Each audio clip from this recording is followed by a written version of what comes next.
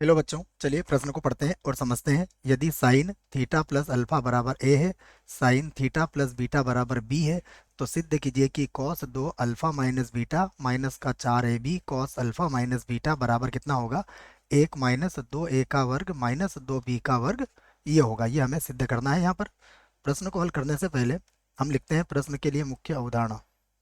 तो प्रश्न के लिए मुख्य अवधारणा जिसकी सहायता से हम इस प्रश्न को हल करेंगे।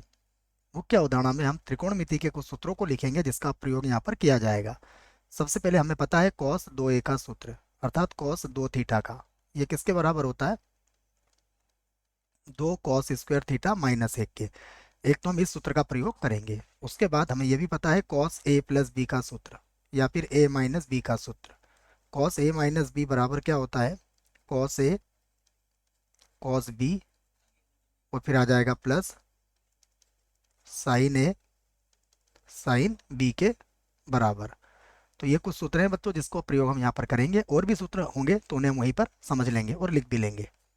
अब हम क्या करते हैं, सबसे पहले जो दिया है मैं उसे लिख लेता हूँ। देखिए क्या क्या दिया है।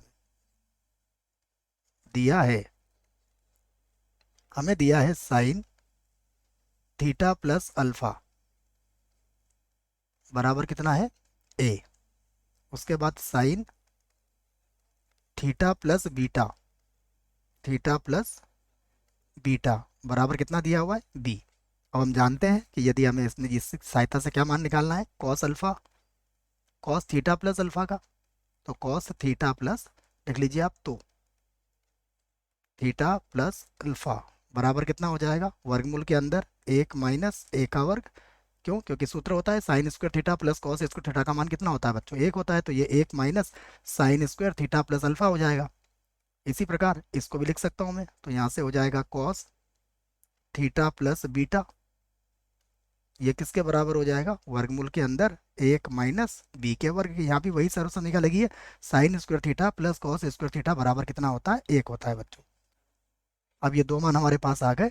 अब हम क्या करते हैं, और भी कुछ मानों को यहाँ पर ज्ञात करने का प्रयास करते हैं। देखो, अब हम बच्चों मान ज्ञात करते हैं कॉस अल्फा माइनस बीटा का, जैसा कि प्रश्न में हमसे कहा गया है। तो कॉस अल्फा माइनस बीटा के लिए हमारे पास सीधे सूत्र नहीं है बच्चों। तो हम इसको क्या करेंगे, थोड़ा सा दिमाग लगा के इसको ऐसा लिख सकते हैं। क्या लिख सकते हैं इसको? इसको लिख सकता हूँ मैं थीटा प्लस अल्फा और माइनस लगा के लिख सकता हूँ थीटा प्लस बीटा। मैंने थीटा एक बार जोड़ दिया और एक बार घटा दिया, तो उससे क्या होगा? ये अल्फा माइनस बीटा के ही बराबर है। परंतु अब हमें जो प्रश्न में दिया हुआ है उसकी हेल्प या उसकी मदद यहाँ पर हम ले लेंगे। तो अब ये किसके बराबर होता है? Cos A minus B.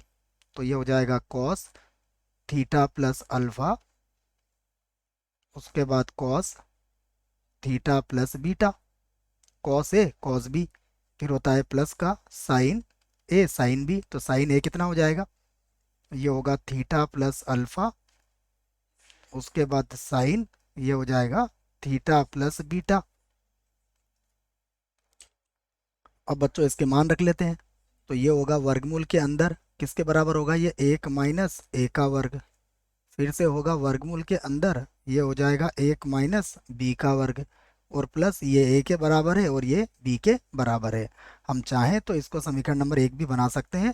अभी हमें इसके वर्ग की भी आवश्यकता होगी, क्योंकि हम यहाँ पर देखो कॉस 2 अल्फा माइनस बीटा का मान भी हमें निकालना है, जो इस सूत्र की सहायता से निकालेंगे। तो हमें कॉस स्क्वायर थीटा भी चाहिए। तो अब मैं इसका वर्ग भी कर देता हूँ। तो मैं लिख देता हूँ इस बात को कि पुनः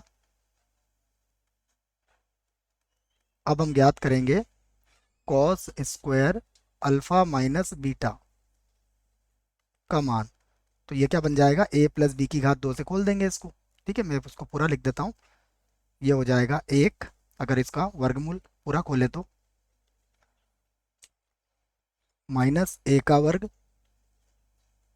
माइनस बी का वर्ग प्लस हो जाएगा ये ए का वर्ग बी का वर्ग। ठीक है बच्चों, ये वर्गमूल के अंदर ही था, मैंने सभी को गुणा कर लिया, जिससे कि सूत्र जब ये हम लगाएंगे तो आपको थोड़ा सा आसान रहेगा। इस पूरे की घात कितनी चाहिए हमें? 2, क्योंकि हमने कॉस का वर्ग कर दिया है। तो हमें पता है a प्लस बी की घात 2 क्या होता है? a का वर्ग बी का वर्ग और 2ab।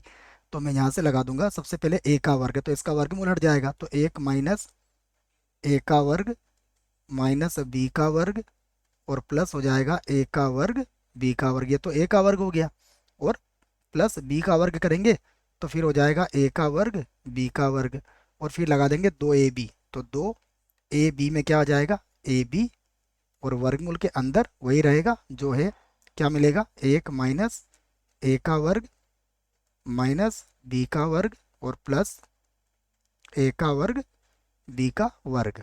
ठीक है, हम चाहें तो इसको एक बार और लिख लेते हैं इस प्रकार से, 1 माइनस ए का वर्ग माइनस है बी का वर्ग, ए का वर्ग ये जुड़ जाएगा तो ये हो जाएगा प्लस का 2 ए का वर्ग बी का वर्ग, प्लस का हो जाएगा 2ab, और वर्गमूल के अंदर वही रहेगा बच्चों जो हमने लिखा है, 1 माइनस ए का वर्ग माइनस बी का वर्ग और प्लस ए का वर्ग और बी का वर्ग। ये मैंने वैसे ही लिख दिया है। तो मैंने लगभग जो जो मुझे चाहिए थे सभी मान ज्ञात कर लिए हैं। चाहो तो मैं ऐसे समीकरण 2 भी बना देता हूँ।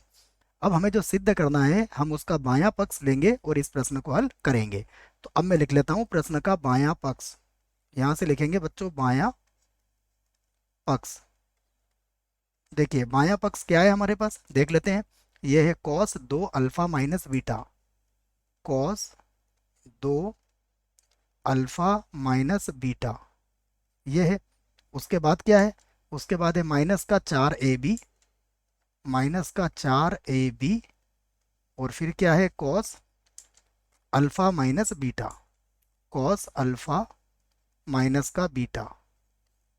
ठीक है, अब हम जानते हैं कि कॉस 2a का सूत्र क्या होता है, ये होता है 2, ये हो जाएगा cos square alpha minus beta, तो 2 कॉस स्क्वायर थीटा माइनस 1 हो जाएगा, और माइनस का 4ab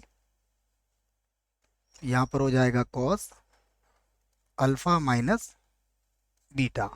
बस बच्चों अब आपको अच्छे से मान रखना है और आपका उत्तर आ जाएगा। सबसे पहले मैं क्या करता हूँ, ये जो -1 है ना, इसको मैं सबसे आगे लिख देता हूँ ताकि हम इसको भूलें नहीं। प्लस का 2, अब देखिए 2 से गुणा करूंगा मैं कॉस स्क्वायर के मान को। ठीक है, तो चाहो तो मैं अभी इसको लिख लेता हूँ। तो ये हो जाएगा 2 कोष्टक 1 माइनस ए का वर्ग माइनस बी का वर्ग, प्लस का है 2 ए का वर्ग बी का वर्ग, यही है ना, देख लो आप। फिर प्लस का 2ab, प्लस का 2ab, और वर्गमूल के अंदर जो है वो भी हम लिख लेते हैं।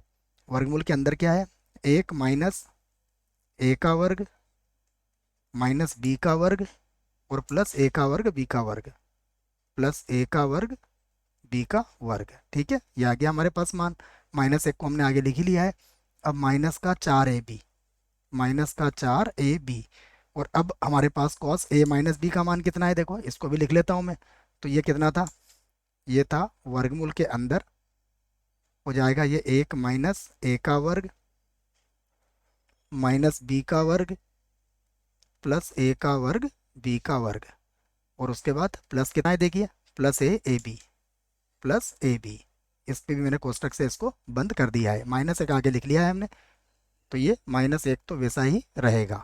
ठीक है, कोष्टक खोल देते हैं बच्चों इसके। तो देखो ये हो जाएगा 2 -2 ए का वर्ग माइनस 2 बी का वर्ग, और प्लस हो जाएगा 4 ए का वर्ग बी का वर्ग, प्लस हो जाएगा 4ab, और वर्गमूल के अंदर जो है वो मैं वैसे ही लिख देता हूँ, 1 माइनस ए का वर्ग माइनस बी का वर्ग प्लस ए का वर्ग और बी का वर्ग। उसके बाद -4 का फिर गुणा कर देते हैं 4ab का, तो ये हो जाएगा माइनस का 4ab, और फिर से वर्गमूल के अंदर कितना आ जाएगा, वर्गमूल के अंदर आ जाएगा 1 माइनस ए का वर्ग माइनस बी का वर्ग प्लस ए का वर्ग और बी का वर्ग। अब -4ab का गुणा करेंगे तो ये हो जाएगा माइनस का 4 ए का वर्ग और बी का वर्ग।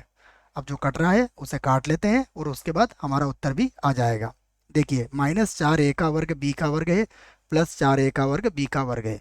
उसके बाद ये जो वर्गमूल वाली संख्या है बच्चों, ये भी प्लस और माइनस की है तो ये भी कट जाएगी।